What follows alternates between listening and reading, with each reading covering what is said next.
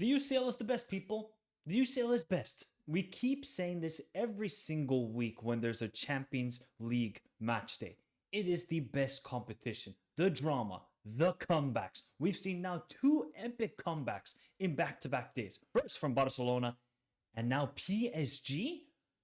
PSG did a comeback in Europe? Yeah, they did one last season against Barcelona. Barcelona were down to 10 men. This performance from PSG is probably their best European performance since forever. I'm being serious, people. Like, when a PSG performed this well, when the pressure is on at this sort of level, PSG, we're going to talk about that game. An epic comeback. They win 4-2. And we're also going to talk about, because it was the other game I watched today, Feyenoord are winning right now 3-0 over Bayern Munich. 3-0. And the game's still going on while I'm recording. So don't worry, people. I'm watching the game while I'm recording. But let's just talk about the PSG 4-2. Get your thoughts in the comments down below. Hit the like button. Subscribe to the channel if you're new around here for more Champions League content. And remember, tomorrow we'll be doing the live Match Day 7 review. We got a lot to talk about. So, PSG. Applauds. That was simply a stunning performance. Okay, yes, Man City got those 2 goals and the 2 sucker punches at the beginning of the second half. I thought PSG the first half played pretty well. I thought PSG in the second half actually played really well. It's just the lack of defending. Okay, they leave Grealish wide open. A little bit of a clumsy goal to give up. Second goal, I mean, the amount of space that Matheus Nunes had to just dribble into the space and then play out wide to Grealish, and then Haaland is free at the back post, even though Donnarumma tried to do his best to save it. It didn't flatter PSG. PSG were still focused on what they had to do, and that is win this game. Nothing else, nothing else. Because PSG understood the assignment. You got to win. It's like a thesis assignment. You got a topic, you got to write about it, you got to get all your sources, and then create the masterpiece of a thesis. And PSG's thesis today was collect the 3 points and keep your Champions League dream alive. And if they can play like that, PSG can go up against many teams in Europe, even without a recognized striker. Okay, so let's get to the lineups, right? Man City, Matheus Nunes at right back. No, it's not it. It's not it. Okay, then you have no DM again. Well, of course, Man City don't have a DM, and they're getting ripped apart. Like, Man City's midfield, for many years under Pep Guardiola, always had control. Control. This game, and many times in Europe this season, they're lacking control. Even against Feyenoord, where it was chaotic in the last 15 minutes, they're losing control of the game. And I just thought PSG's midfield was just amazing. Like, João Neves is a baller. We already knew that. If you watched him at Benfica, if you watched him last season, if you watched him at the Euros, you know this guy is a baller. But it's just his technical ability. Yeah, sometimes it's frustrating when he takes those long-range shots, but you just know he's going to execute it so well. And he's just physicality plus technique equals an amazing midfielder. We saw an amazing midfield performance yesterday from Pedri. João Neves, take a bow. Unbelievable. Barcola, first half a little bit quiet. Second half he said, watch this. This is Bradley Barcola. The move he did on Matheus Nunes, on Gvardiol to set up the first goal for Dembele. Oh my God, that was insanity from Barcola. So PSG, even though they went 2-0 down in this game, they rose to the challenge. And that's one thing you always wanted from PSG for all of these years under the Qatari ownership. Rise to the challenge. When the pressure hits you, let's see how you respond. And today, they responded. Finally, again, I will say, this is their best performance. And everybody can criticize PSG in this, all the signings they're making, like the Kivaras and all these sort of players. You're signing Gonzalo Ramos, you're signing Colomwani, but they got ballers. They simply have ballers. Hakimi would start for Man City. Nuno Mendes would start for Man City. Pacho would start for Man City. Maybe Marquinhos would start for Man City. A lot of these players would start for Man City. And Man City, they're not winning the Champions League this season. They're not. Unless they sign a crazy DM like Zubamendi in this January transfer window, and they've spent money on Marmoush, they've spent money on center backs, but they need some more athleticism in the midfield. PSG had the athleticism in the midfield, Man City didn't, and it was so evident throughout the game that Man City just couldn't cope with it. They couldn't. And Man City are in big trouble right now, people. If we look at the standings in the Champions League, Man City are 25th. 25th, people. They're with the likes of Dinamo Zagreb, Shakhtar Donetsk, Bologna. Man City, Like, if you said this before this league phase, you're like, I don't know, Man City first place. Like me, I thought Man City were going to finish first place in this league phase. I looked at their schedule. I was like, okay, you got PSG away, you got Inter at home.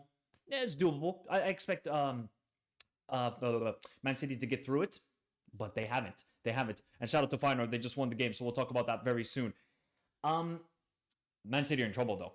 Okay, you look at their last game, it's against Club Brugge. Club Brugge ain't no joke, people. You ask Aston Villa, ask Juventus, ask these teams. Club Brugge are a very difficult team to play against, and Man City are going to be under pressure to win that game. And Man City, okay, yeah, you beat Ipswich, you beat Tractors, you went farming over the weekend and won 6-0. Okay, cool.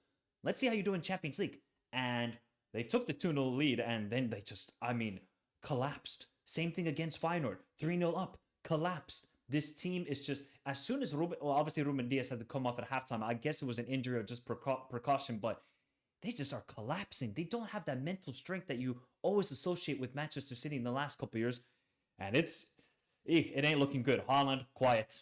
Foden, pretty quiet. KDB, pretty quiet. A lot of their players went quiet because PSG rose to the challenge. I think this game is more about PSG than Man City being bad. I think you can always say, oh, what about the big teams? What about Man City? They should be better on paper. Okay, yeah, they should be better on paper, but why not give some credit to PSG? We always want to criticize and downgrade PSG because of all the money they spent, but today, that was by far their best performance I've seen. Barcola was great. Dembele off the bench, even though he's been dealing with the illness, was amazing off the bench. That move he did on Bernardo Silva through the nutmeg and hit the crossbar. Oh my God. Oh my God. And Gonzalo Ramos off the bench and gets a goal. So all the subs that PSG brought on made a massive impact on this game.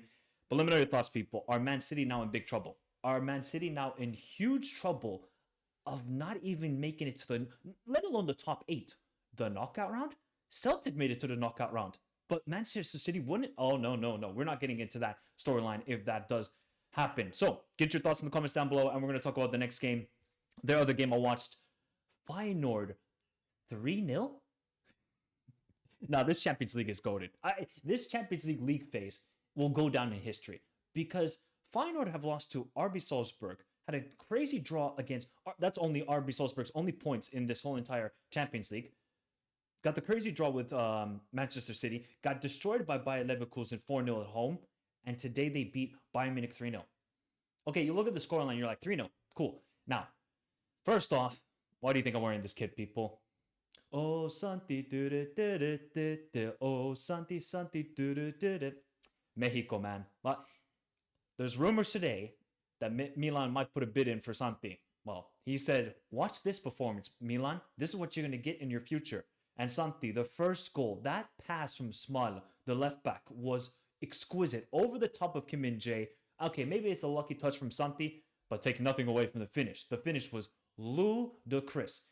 Now, Bilio, the goalkeeper, masterclass. Absolute masterclass from Bilio. How many saves did he have in this game? He made 6 saves today, people. Bayern Munich had 30 shots and 80% ball possession. I love this. Because once Feyenoord took the lead, they just sat back. I think Rotterdam is like a shipping port. They went to the shipping port and said, hey, can we get a boat here? And we'll bring the boat into the De Kuip. And the De Kuip, we're going to park it. And they parked it exquisitely. And Guerrero comes onto the field. What does he do a couple minutes later? Gives a stupid... Why are you making that challenge inside the box? Why are you doing Guerrero? Because obviously Alphonso Davies had to come off injured. I think it was a hamstring or something. And Santi gets a second goal, doblete for Santi Gimenez. And then the second half was all Bayern Munich. All Bayern Munich. Because Feyenoord had 5 shots. I think it was until Igor Paschal, like in the 75th minute or 80th minute, that was the first shot for Feyenoord. I mean, they did nothing. And Bulio just made crazy save. And Bayern Munich just missing chance with Harry Kane to Musiala. I mean, they had chances, people. It's not like, you can't even blame Company for this game. This is just on the attack. This is the issue for Bayern Munich. They haven't been such a high-scoring team in the Champions League. Yeah, okay, they got 17 goals. 9 of those goals was against Dinamo Zagreb. Okay, that was the first game. Since then, they have lost 3 games. They lost to Aston Villa, they lost to Barcelona, and they lost to Feyenoord. So away from home, they've lost every single game. No, they won one game. Oh, that was Shakhtar. I mean, that was played in Schalke Stadium. So it was basically a home game for Bayern Munich. if this attack cannot get clicking in the Champions League, Bayern Munich can't win it. No, they can't because they create enough opportunities, but it's down to the attack to being clinical, right? Being clinical. Like Bayern Munich play good football. They play the tiki taka. They get it out wide. They get it down the middle. They create the chances, but the attack is their downfall at the moment. Maybe you could say that in years past, it wasn't really the attack that was their downfall. It was the defense. Reverse it. That defense is better, but the attack has gotten worse. The left side, not creating much. Okay, Kingsley Coman had a decent cameo. Davis was pretty decent. Right side, Olise was pretty quiet today. Feyenoord did a pretty good job. So, I mean, Feyenoord, like, what do you want me to say, people? Like, this is such a weird team with Priske as their manager that they just have these games where they rise to the challenge, right? And if I look at their recent results in the Eredivisie, draw with Wilhelm, lost to Utrecht, obviously lost to PSV 3-0. This team, you can't really judge at the moment. They just rise to the challenge in the Champions League, and it's awesome to see if you're a Feyenoord fan, and they're now in a good position in the Champions League. They are in 11th place. They leapfrogged Bayern Munich. Bayern Munich are in 15th. 15th in the champ, and they didn't have a hard schedule. Okay, yeah, they have Barcelona, PSG. Okay, come on, Aston Villa away. I expect Bayern to still make it into the top 8. They might not finish in top 8. I don't know who the last game is against for Bayern Munich, but it ain't looking good. And these performances need to improve in the Champions League. But Feyenoord, Bilio, Santiago Gimenez, masterclass today. Absolute masterclass. And it's just craziness, man. And the Champions League this season has just been unbelievable. Let me know your thoughts in the comments down below of these two games, people. How impressed were you by PSG? How impressed were you by Bulio, the goalkeeper for Feyenoord, today's matches? Remember to hit the like button, subscribe to the channel if you're new around here for more Champions League content. And remember, tomorrow is the Champions League Match Day 7 live review show. We got a lot to discuss, people. So see you all tomorrow. Have a beautiful day. Stay safe in this crazy world. Till next time. Adios.